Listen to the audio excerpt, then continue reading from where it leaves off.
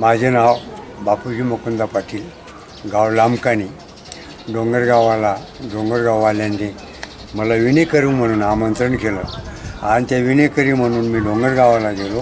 डोंगरगावाहून पायी दिंडी पंढरपूरला पायी दिंडीमध्ये आणि आम्ही चालत असताना मार्गक्रमण करत आहोत आणि भगवंताच्या कृपेने आम्ही आमचा सुखाचा प्रवास होतो. हे परमेश्वराचं नामस्मरण करीत आम्ही पंढरपूरला निघालो आहेत.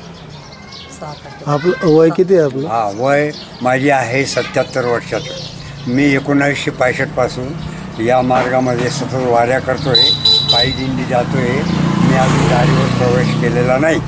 77 वर्ष माझं चालू आहे.